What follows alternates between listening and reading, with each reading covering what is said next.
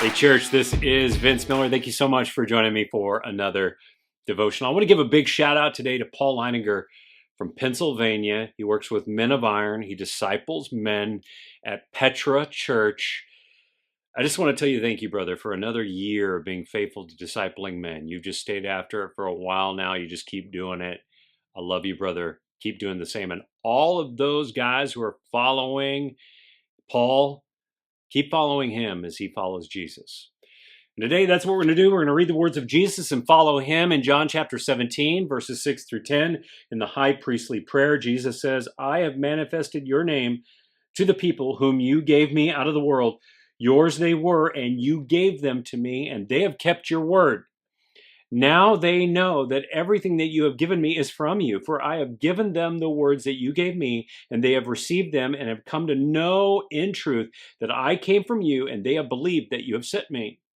I am praying for them. I am not praying for the world, but for those you have given to me, for they are yours. All mine are yours, and yours are mine, and I am glorified in them.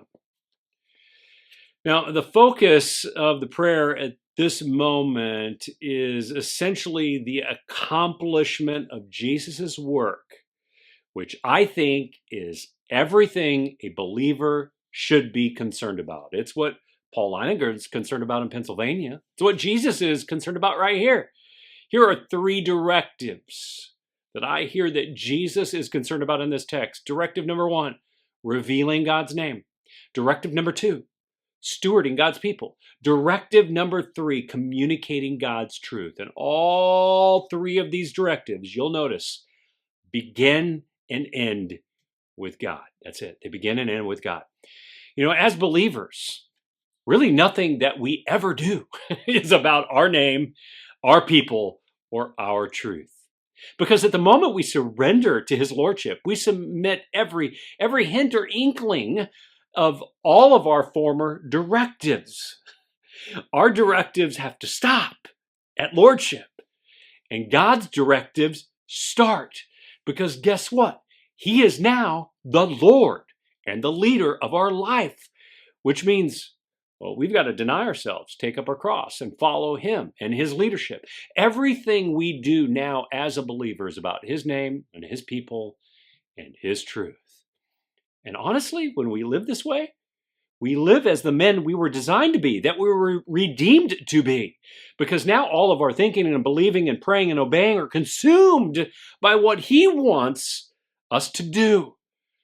This is what it means to live a fulfilling life. This is true fulfillment. And you hear that in Jesus' prayer here, that he is truly fulfilled, that he has done what he said he was going to do. And honestly, fellas, that's why I'm doing what I do with you here every single day. I want to come to the end of my life knowing I exhausted all my effort on things that actually matter, things that have eternal, everlasting, infinite value. Because somehow God showed me a long time ago that there is nothing more fulfilling than to be able to say what Jesus says here. I'm just going to put it in my own words. Father, I've told your people about you. I have given them your truth so that you can be glorified. It's as simple as that. Father, I've told all your people about you, and I've given them your truth so that you can be glorified. Now that is an epitaph that I hope my family will write on my headstone at the end of my days, because nothing brings more fulfillment. So how about you? Are there places in your life where you need to shift your ambitions and get them aligned or realigned with God's ambitions that lead to true fulfillment, that bring not you glory, but him? I love you guys. Reflect on that today. Do something about it too. And I'll see you right back here again tomorrow.